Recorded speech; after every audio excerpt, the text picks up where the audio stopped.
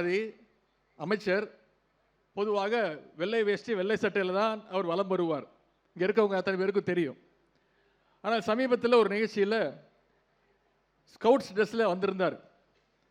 நான் கூட ஏதோ ஒரு ஸ்கூல் பையன் நம்மளை பார்க்க வந்திருக்கான் அப்படின்னு நினச்சேன். அப்புறம் பக்கத்தில் வந்ததுக்கப்புறம் தான் தெரிஞ்சது நம்மளுடைய பள்ளி கல்வித்துறை அமைச்சர் அவர்கள் வந்திருக்கார் அப்படின்னு.